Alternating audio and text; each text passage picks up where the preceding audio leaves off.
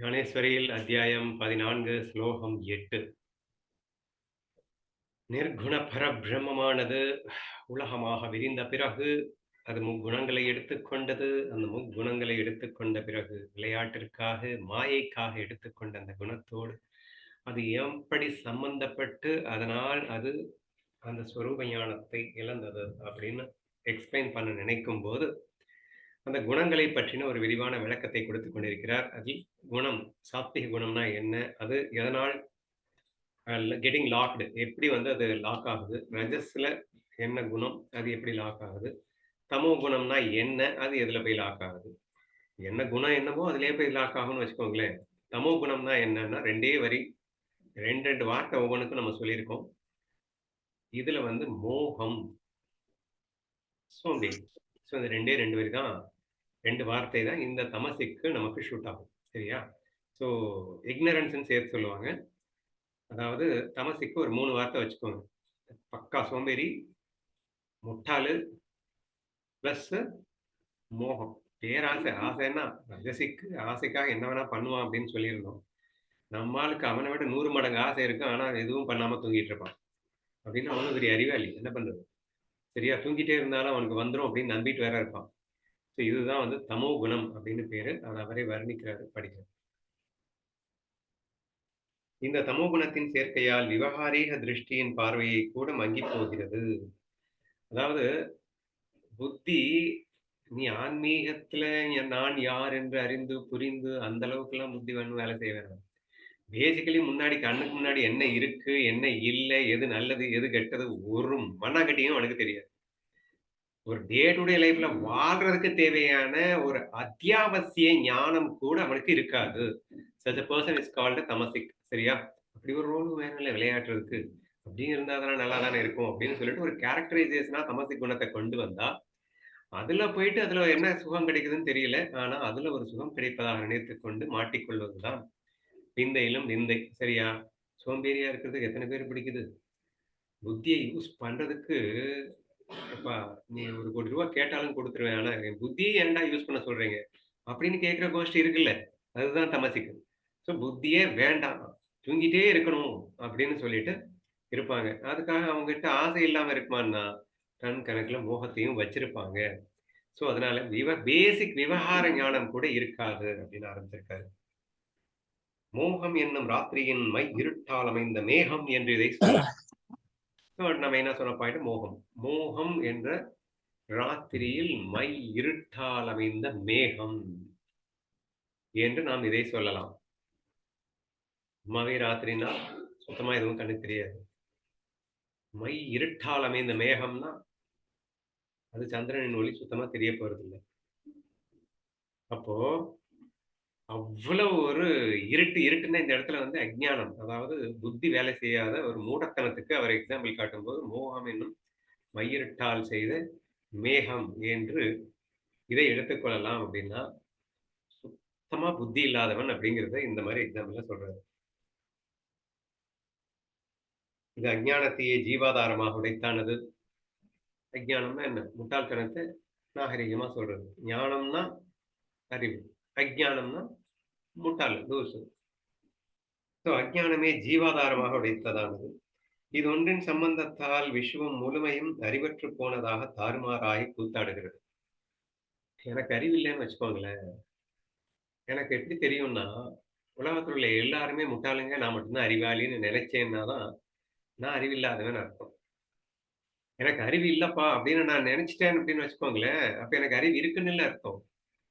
So நம்ம தமசிக் குணத்துல இருக்கிறவன் என்ன நினைப்பான்னா, நான் என்ன சொல்லிட்டேன், பேசிக் விவகார ஞானம் கூட இருக்காது அவன்கிட்ட. ஆனா என்ன ஃபீல் பண்ணிட்டு இருக்கான்? இந்த ஒட்டுமொத்தல உலகத்திலே எவனும் தனக்கு நிகர் சமானமாக அறிவில் இல்லை என்று நினைப்பான். ரியல் பியூட்டி நெறைய பேர் நான் பார்த்திருக்கேன். நீங்களும் பார்த்திருக்க கூடும். He doesn't have anything but still he feels. அதாவது ஒரு மண்ணாங்கட்டிக்கும் உதவாது, எதுக்குமே லாயக்கு இல்லாம இருந்துகிட்டு, ஆனா மனசுக்குள்ள தன்னை விட உசந்தவன் எவனும் இல்லை. அறிவிலையும் எல்லாத்துலயுமே அவனா ஃபீல் பண்ணிப்பான். அவனா வந்து ஒரு மோகத்துல என்ன இதுல இருக்கான் அப்படின்னு புரிந்து கொள்ள முடியாதுன்னு தான் இங்க சொல்லியிருக்காரு. விஸ்வம் முழுவதும் அறிவற்றுப் போனதாக நினைத்துக் கொண்டு தாறுமாறாக கூத்தாடுகிறது. ஓகேவா? அடுத்து அவிவேகத்தை உண்டாக்கி வைப்பதற்கு உத்தமமான மந்திரம் என்றும். அவிவேகின்னா விவேகின்னா அறிவாளி. முட்டாள் அப்படிங்கிறத டிஃபரெண்ட் டிஃபரெண்ட் வார்த்தையில சொல்றாருன்னு வச்சுக்கோங்க. அவிவேகி அப்படின்ற ஒரு வார்த்தையில சொல்லியிருக்காரு. உத்தமமான மந்திரம் என்றும். மூடத்தனம் என்னும் கல் நிறைந்த பாத்திரம் என்றும். எப்படிங்க? இந்த முட்டாள் அப்படிங்கிறதுக்கு எத்தனையான வார்த்தை இருக்கோ எல்லாத்தையும் தேடி தேடி போடுறாரு. அதிவேகிங்கிறாரு, அஞ்ஞானம்ங்கிறாரு, மூடத்தனம்ங்கிறாரு.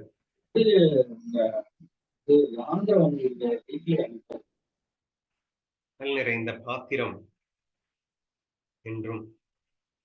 ஜீவனுக்கு மோகத்தை உண்டாக்கி வைக்கும் மோகனாஸ்திரம் என்றும். கல்லுன்னாலே இந்த மோகத்தை தான் கூட்டுறது. இது அடுத்ததா இன்னொரு மோகனாஸ்திரம் என்றும் சொல்லலாம். அப்படின்னா மோகத்தின் உச்சம் அப்படின்னு சொல்லலாம். மீண்டும் நான் சொல்லிட்டேன். 3 பாயிண்ட் மனசுக்குள்ள வச்சிருந்தீங்கன்னா, திருப்பி திருப்பி அதான் அவர் சொல்லிட்டு இருக்க போறாரு. மோகம், முட்டாள்தனம், நித்திரை. நல்லா சோம்பேறி. சரியா? தூங்கிட்டே இருக்கணும். இந்த 3 தான். இந்த 3 பாயிண்ட் தான் மாத்தி மாத்தி பேசிட்டே இருப்பாரு பாருங்க. மோகத்தை உண்டாக்கி வைக்கும் மோகனாஸ்திரம் என்றும் இதை சொல்ல வேண்டும். இவ்வகைப்பட்ட லட்சணங்களுக்கு உள்ளதே தமோகுணமாகும். இது தேகத்தை ஆத்மா என்று நினைக்கிறவர்களை சர்வவிதமாகவும் பந்தப்படுத்தி வைக்கிறது. ஸோ, எப்போ தேகத்த போயிட்டு ஆத்மா அப்படின்னு நெனைச்சிட்டோமோ, அல்லது ஆத்மாவை மறந்துட்டு தேகமே நான் என்று நினைச்சிட்டோமோ, அப்படி வச்சுக்கோங்க. வந்துருச்சு அப்படின்னா தொலைஞ்ச. நீ இதெல்லாம் ஃபன்னுக்காக இருக்குன்னு நெனைக்கிற வரைக்கும் பரவால்ல. தமசுல ஒட்டாத வரைக்கும் நீ தப்பிச்சுக்கலாம். நல்லா தான் இருப்ப. ஆனா தமசே நான் நெனைச்சுட்டேன்னா, அந்த குணமே நான் நெனைச்சுட்டேன்னா, இந்த பாடியே நான் நெனைச்சுட்டேன்னா, அப்ப என்ன ஆகும்னா டோட்டலா நீ லாக் ஆயிடுவ. பந்தப்படுத்தி வைக்கிறது. சராசரத்தில் உள்ள எந்த பூதமானாலும் சரியே, அதன் சரீரத்தில் இது விருத்தி அடையத் தொடங்கினால், பின்பு அங்கே வேறு யாதொன்றின் அதிகாரமும் செல்ல முடியாமல் போகிறது. ஒன்ஸ் இந்த சராசரத்துக்குள்ளே அவன் உடம்புலயாவது இந்த தமசுக்கு தான் நான்ற ஃபீலிங் உள்ள போயிடுச்சுன்னு வச்சுக்கோங்களேன். தமோகுணம் விருத்தி ஆயிடுச்சுன்னு வச்சுக்கோங்களேன். தமசுல ஒட்டிட்டான்னு வச்சுக்கோங்களேன். எதுவுமே செல்லுபடி ஆகாதுன்னு ஏன் சொல்றாரு அப்படின்னா, தன்னையே மிகப்பெரிய அறிவாளின்னும், தன்னையே பணக்காரன்னும், ஒண்ணுமே இல்ல. இருக்காது இருக்கும்போதே எல்லாத்துலயுமே தான் தான் தான் தான் தான் தான் உச்சகட்டத்துல இருப்பானா? எவனாவது சொல்றத கேட்பான்னு நினைக்கிறீங்க? எவன் சொல்றதையும் ஏன்னா எல்லாத்தையும் முட்டாள்ன்னு நெனச்சுட்டு இருக்கேன் நானு. அப்படி இருக்கும்போது எவன் சொன்னத நான் கேட்க? ஸோ, அதாவது வள்ளலார் ஐ திங்க் நெனைக்கிறேன். தாமசிக் குணத்துக்குலாம் நான் பேச வரலப்பா. ராஜஸ் குணத்த மட்டும் என் புஸ்தகத்த படிச்சீங்கன்னா ஞானி ஆயிடலாம் அப்படின்ற மாரி ஒரு டிக்ளரேஷன் குடுத்தாராம். ஏன்னா அவன் கேட்கவே மாட்டானே! பின்ன அவன்ட்ட நான் பேசி என்ன பிரயோஜனம் அப்படின்ற மாரி. ஏன்னா அவன் தன்ன அறிவாளின்னு நெனச்சுட்டு இருக்கான். அந்த மாரி எதுவுமே செல்லுபடியாகாத ஒரு நிலை தான் அந்த தமசிக் குணம். அதனால தான் இது ரொம்பவும் மட்டமான ஒரு ஸ்திதியில போட்டு வச்சிருக்காரு. யாதொன்றின் அதிகாரமும் செல்ல முடியாமல் போகிறது. இது சர்வேந்திரியங்களிலும் ஜடத்துவத்தையும், மனசில் மௌட்டியத்தையும், சர்வ இந்திரியங்களையும் ஜடத்தத்துவத்தையும் என்ன அர்த்தம்? ஒண்ணுமே ஆக்ஷனுக்கு வராது. கண்ணு பார்க்காது, காது கேட்காது, மூக்கு சுவாசிக்காது. அந்த 24 மணி நேரம் தூங்கிட்டு இருக்கிறவனுக்கு எதுக்கு இந்திரியங்கள் பின்ன? ஸோ எதுவுமே வேலை செய்யாது. மனசு என்ன பண்ணிட்டு இருக்கும்? மௌட்டியம். மௌட்டியம்னா மூடத்தனம், இக்னரன்ஸ் அப்படின்னு அர்த்தம். ஸோ முழுக்க முழுக்க முட்டாள்தனத்திலேயே மனசு திங்க் பண்ணிட்டு இருக்கும். மனசே திங்க் பண்ணாதுன்னு நினைச்சிட்டீங்கன்னா அப்புறம் ஞானி ஆயிடுவான். மனசு மட்டும் ஓட்டிட்டு இருப்பான். உடம்ப வந்து எதுவுமே பண்ணாத உடம்பு. ஆனா மனசு மட்டும் ஓடிட்டு இருக்கும். ஏன்னா தலைக்கு மேல மோகம் இருக்கு. அதனால அது ஓடிக்கிட்டே இருக்கும். ஆனா எப்படி ஓடும்னா முட்டாள்தனமா ஓடும். ஏன்னா லாஜிக்கே இல்ல என்னங்க. ரஜஸ் ஒரு லாஜிக் இருக்கா இல்லையா? இன்னொன்னு ஆசைப்பட்டான்னா, அத அடையறதுக்காக உசுர கூட குடுப்பேன்னு சொல்றான் இல்லையா? லாஜிக் இருக்குல்ல. அப்ப அவன் அடையறதுல அர்த்தம் இருக்கு. இவன் கோடிக்கணக்கான ஆசைய வச்சுக்கிட்டு, ஆனா தூங்கிட்டே இருந்தா எனக்கு வந்து சேர்ந்துரும். இந்த குடுக்குற தெய்வம் கூரைய பிச்சுக்கிட்டு குடுக்கும்னு சொல்லுவாங்க. அந்த மாரி எனக்கு நேரம் வரும்போது அது வரும்பா அப்படின்னு நம்பிட்டு இருக்கிற ஆள். சரியா?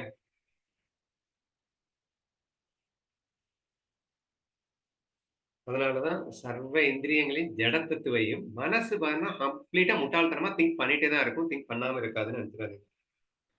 இதன் சேர்க்கை எவனுக்கு ஏற்பட்டதோ அவன் தேகமெல்லாம் முறித்துக் கொண்டு எந்த வேலையிலும் ருசியற்றவனாக அடிக்கடி கொட்டாவி விட்டுக் கொண்டிருப்பான். இந்த 2யும் நல்லா சொல்லிட்டார்ல. இனி அடுத்து இந்த சோம்பேறித்தனம். ஆலசி அப்டின்னா மராட்டில சோம்பேறித்தனம்னு அர்த்தம். சரியா? இந்த சோம்பேறித்தனமும், இந்த தூக்கமும் இவனுக்கு எப்படியெல்லாம் இருக்கும் அப்டின்றத வர்ணிக்கிறார் இப்போ. எந்த நேரத்திலும் சோம்பலை முறித்துக் கொண்டிருப்பானாம். எந்த வேலை செய்றதுக்கும் பிடிக்காது. பிடிச்ச வேலைய பண்ணுப்பா அப்படின்னு என்ன? எனக்கு எந்த வேலையும் பிடிக்காதுல்ல அப்படின்னு சொல்லுவான். ஸோ எதிலேயுமே ருசியற்றவனாக இருப்பான். கண் திறக்கும் போதே முன்னிருப்பது அவனுக்கு தெரியாது. கண்ணு நல்லா திறந்திருந்தாலும், அவனுக்கு என்ன முன்னாடி இருக்குன்னு தெரியாது அப்டின்னா என்ன அர்த்தம்? இது எனக்கு நல்லதா? இது கெட்டதா? இத சாப்பிடலாமா? இது கூடாதா? இத பார்க்கலாமா? நத்திங். அவன் பாட்டுக்கு எனக்கு ஏதோ சுகம் கிடைக்குதுன்னா, அந்த சுகத்துக்காக என்ன வேணா பண்ணிட்டு இருப்பேன்ப்பா. எனக்கு சுகம் வேணும். அப்படின்னு அந்த மோகத்துல அவன் பாட்டுக்கு பண்ணிட்டு பார்த்துட்டு இருப்பான். யாரும் கூப்பிடாது இருக்கும்போதே அடிக்கடி ஓ! என்று சொல்லிக்கொண்டு அவன் எழுந்திருப்பான். அவன யாருமே கூப்பிட்டுட்டு இருக்க மாட்டாங்க. ஆனா ஓன்னு எந்திரிப்பான். அப்படின்னா மனசு உள்ளுக்குள்ள என்னமா ஓடிட்டு இருக்குன்னு புரியுதா? யாரோ கூப்பிடுற மாரிலாம் அவன் ஃபீல் பண்ணிட்டு இருக்கான். அதனால தான் இவனா எந்திரிச்சு ஓ! அப்படின்னு சொல்றான். அப்ப மனசு கன்னா பின்னான்னு ஓடிட்டே இருக்கும் அப்படின்றதுக்கு எக்ஸாம்பிளா இத எடுத்துக்கணும் நீங்க. யாரும் கூப்பிடாம இருக்கும்போது ஓன்னு சொல்லி எந்திரிப்பான் அப்படின்னா ஏன்னு யோசிக்காதீங்க. அவன் உடம்பு தான் வந்து சோம்பேறித்தனமா படுத்து கிடக்கும். ஆனா மனசு வேற லெவல்ல பிச்சுக்கிட்டு ஓடிட்டு இருக்கும். ஓர் பெருத்த பாறை கீழே விழுந்தால் பக்கத்துக்கு பக்கம் புரளாமல் எப்படி விழுந்தபடியே கிடக்குமோ? அதுக்கு முன்னாடி இன்னொன்னு சொல்லிடுறேன். மனசு ஓடிக்கிட்டே இருக்கும் அப்படின்னு சொன்னதுனால, அப்படின்னா இவங்க தான் ரொம்ப ஸ்ட்ரெஸ்லயும், டிப்ரஷன்லயும் இருக்காங்களோ அப்படின்னு நெனச்சுறாதீங்க. இந்த ஸ்ட்ரெஸ் அண்ட் டிப்ரஷன் யாருக்கு அதிகமா வரும்னா ரஜசிக்கு தான் வரும். ஆனா இந்த தமசிக்குல இருக்கிறவன் அவன விட அதிகமா மனச ஓட்டுறான். ஆனா நம்ம ஆளு ஸ்ட்ரெஸ், டிப்ரஷனுக்குலாம் போமாட்டான். அது எப்படிங்க அப்படின்னு கேட்கலாம். அது அப்படித்தான். எப்படின்னா, that is the illogical thinking. லாஜிக்கலா திங்க் பண்ணா மண்ட குழம்பும்ல. ரூ. 1,00,000க்கு ஆசைப்படுறேன். அந்த ரூ. 1,00,000 அச்சீவ் பண்றதுக்காக மண்டைய போட்டு உடைக்கிறேன். இப்படி போலாமா? அப்படி போலாமா? இப்படி போனா அப்படி வந்துருமா? தடை இப்படி வந்தா அப்படி போலாமா? அப்படின்னு சொல்லிட்டு மண்டைய உடைக்கணும். ரூ. 1,00,000 என்ன ரூ. 10,00,000 எனக்கு வரும் அப்படின்னு சொல்லிட்டு, எனக்கு இப்படி போனோமா அப்படி வரும். இப்படி இல்லைன்னா அப்படி வரும். ஒரே பிச்சுக்கிட்டு குடுப்பான். இல்ல எவனாவது வந்து ஏன் மறந்து போயிட்டு என் அக்கவுண்ட்ல பணத்த போட்டுருவான். இல்ல எவனாவது வந்து இப்படி இப்படி பண்ணலாம். எப்படி வேணா வரும்பா அப்படின்னு சொல்லிட்டு, எந்த ஒரு ஸ்ட்ரெயினே பண்ணிக்கிறாங்க. பிசிக்கலாவும் ஸ்ட்ரெயின் பண்றதில்ல, மென்டலாவும் ஸ்ட்ரெயின் பண்ணிக்கிறது. ரொம்பலாம் பிளான் போடுறது இல்லைல்ல. அச்சீவ் பண்றதுக்கு எப்படின்னு. வரும் என்ற நம்பிக்கை. அப்போ லூசுத்தனமான ஒரு ஓட்டம். இல்லாஜிக்கலான ஒரு ஓட்டம். நம்புவான். முட்டாள்தனமாக நம்புவான். அப்ப நம்பிக்கை வந்துருச்சுனாலே ஸ்ட்ரெஸ் எதுக்கு? எங்க அது வந்துருமோ, வராதோ, நான் ஃபெயில் ஆயிடுவேனோ, ஃபெயில் ஆயிடுவேன்னா ஸ்ட்ரெஸ் வரும். எப்படித்தான் நம்புவாங்கன்னு தெரியல. எந்த முகாந்திரமும் இருக்காது ரிசல்ட் கிடைக்கிறதுக்கு. ஆனா, ரிசல்ட் வரும்டா. எப்புட்றா வரும்? வரும்பா. ஒரு சில எக்ஸாம்பிள் தான் சொல்லணும்னா, திடீர்னு ஒருத்தன் வந்து ஒரு 15 லேக்ஸ் கொண்டு போயிட்டு ஒரு இடத்துல இன்வெஸ்ட்மென்ட் பண்ணி வந்துர்றான். "ஏய் ஏன்டா திடீர்னு போய் அங்க இன்வெஸ்ட்மென்ட் பண்ண?" ஏங்க ஒரு கம்பெனி, ஒரு பிசினஸ் அப்படின்னு இருந்ததுன்னா, ஒரு பணத்த வந்து ஒரு இடத்துல இன்வெஸ்ட்மென்ட் பண்றோம் அப்படின்னா, எத்தன விஷயத்த பார்க்கணும். அதனுடைய ஃபியூச்சர் ஸ்கோப் என்ன? இப்ப என்ன ஸ்கோப் இருக்கு? இப்ப இப்படி போடுறது எத்தன நாள் கழிச்சு அது வெளிய வரும்? எவ்வளவு வெளிய வரும்? எப்படி எடுக்க முடியும்? ஃபுல் அண்ட் பிளானிங்கு, ஷெட்யூலிங்கு, டைரக்டிங்கு, கண்ட்ரோலிங்கு இது எப்படி இப்படி கொண்டு போகணும் இந்த பணத்த? எதுவுமே இல்லாம யார்ட்டயும் டிஸ்கஸ் பண்ணாம போட்டு வந்துட்டாரு ஒரு பார்ட்னர். அவர் வந்துட்டு இன்னொரு பார்ட்னர்ட்ட, "டேய் நான் அந்த இடத்துல இன்வெஸ்ட்மென்ட் பண்ணிட்டேன்டா." "பண்ணிட்டியா? எந்த பேசிஸ்லடா பண்ண?" "நான் பண்ணா சரியா தான்டா இருக்கும்." "அது பரவால்லடா, நீ பண்ணா சரியாவே இருக்கட்டும். ரீசன் சொல்றா. என்ன காரணத்தினால பண்ணேன்னு எனக்கு தெரியணும்ல. காரணம் என்னத்த கேட்கிற? பண்றது நானுன்னு சொல்லிட்டு இருக்கேன். காரணம் கேட்கிற?" அப்படிங்கிறான். பையனாட்டம் இருக்கானேன்னு சொல்லிட்டு இவன வந்து ரிசர்ச் பண்ணி இங்க என்னன்னு பார்த்தா, சொதப்பலா இருக்கு. அந்த இன்வெஸ்ட்மென்ட் கடைசி வரைக்கும் முடங்க தான் போகுது. ஒரு பைசாவும் வெளிய எடுக்க முடியாது. இன்ஃபாக்ட் அத திருப்பி வித்தா கூட லாஸ் தான் ஆகும். அப்படின்னு இவனுக்கு ரிப்போர்ட் வந்துருச்சு. சரியா ரிசர்ச் பண்ணும்போது. "ஏய் என்னடா பண்ணிட்ட? நம்புமா. 100 பேர் என்ன 1000 பேர் சொல்லலாம். அது தப்புன்னு. நான் உள்ள இருந்து சொல்றேன். எனக்கு உள்ள இருக்கிற பச்சி சொல்லிட்டு இருக்கு. என் மனசு சொல்லுதுங்கிறேன். இந்த பணம் ஒரே வருஷத்துல 2 மடங்காகும். நீ சும்மா வேடிக்கை மட்டும் பாரு." அப்படி நம்புவாய்ங்கங்க. எப்படி நம்புறாங்களேன்னு நமக்கு தெரியல. அப்படி ஸ்ட்ராங்கா நம்பும்போது அவனுக்கு எங்க ஸ்ட்ரெஸ் ஆகும்? இப்ப அவன் ரஜசிக்கா இருந்த பக்கத்து பார்ட்னருக்கு தான் ஸ்ட்ரெஸ் ஆச்சு. ஐய்யய்யோ! இவன வச்சுக்கிட்டு நான் எப்படி மாட்டிக்க போறேன்னு தெரியலையே. சரியா? So this is the way they used do think. அடுத்து, கண் திறக்கும்போதே முன்னிருப்பது அவனுக்கு தெரியாது. ஓகே. ஒரு பெருத்த பாறை கீழே விழுந்தால் பக்கத்துக்கு பக்கம் புரளாமல் எப்படி விழுந்தபடியே கிடக்குமோ? நம்மாள் தூங்கிட்டு இருக்கும்போது கட்டில்ல இருந்து கீழ விழுந்தா, அவன் எப்படி வந்து தூங்குவான் அப்படிங்கிறதுக்கு என்னமா எக்ஸாம்பிள் சொல்லியிருக்காரு பாருங்க. ஒரு பெருத்த பால தொப்புன்னு விழுந்ததுன்னா, ஏன்னா அதனுடைய வெயிட் ஹெவியா இருக்கிறதுனால, அது உருள்றதுக்குல்லாம் அங்க நேரம் இல்ல. அவ்ளோ வெயிட்ல தொப்புன்னு அப்படியே கீழ உட்காந்து கிச்சுன்னு நிக்கும். அப்படி இப்படி உருளாது. சரியா? ஸோ நம்ம தூக்க போதையில இருக்காரு நம்ம ஆளு. கட்டில்ல பெயின்னு புரண்டு விழுந்துட்டாரு. விழுந்தா அப்படியே கருப்பார எப்படி ஜம்முன்னு அப்படியே தூங்கிட்டு இருக்கோமோ, அதே மாரி கீழ விழுந்து தூங்கிட்டே இருப்பாராம். சரியா? கீழே விழுந்தால் பக்கத்துக்கு பக்கம் புரளாமல் எப்படி விழுந்தபடியே கிடக்குமோ, அப்படியே குணம் வியாபித்துக் கொண்ட ஒருவன் தொப்பென்று கீழே விழுந்து பக்கத்து பக்கம் புரளாமல் கிடந்து தூங்குவான். எப்படி தூங்குவான்னு இது போன்ற எக்ஸாம்பிள் போதும்ல.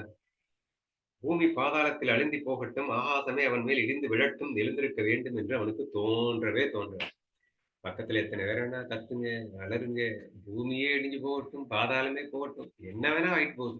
நான் தூங்குறேன் அப்படின்னு தூங்க ஆரம்பிச்சான்னா, தூங்கிட்டே இருப்பான். நெறைய பேருக்கு தூக்கமே வராதவங்க ரஜசி கேசஸ்லாம் இருப்பீங்க. உங்களுக்கு தெரியாத ரகசியம். நம்ம ஆளுங்க 24 ஹவர்ஸ் தூங்க சொன்னாலும் ஜம்முன்னு தூங்குவாங்க. நான் ஸ்டாப்பா 48 ஹவர்ஸ் தூங்க சொன்னாலும் ஜம்முன்னு தூங்குவாங்க. அங்க எப்படித்தான் தூக்கம் வருது அப்படின்றது அவங்களுக்கு மட்டுமே தெரிஞ்ச ஒரு ரகசியம். சரியா? அதனால தான் இப்படி சொல்லியிருக்காரு. ஸோ அடுத்து தமசுக்குடைய குணங்கள இன்னும் 2 பேராகிராஃப் இருக்கு. நாளைக்கு படிக்கிறேன்.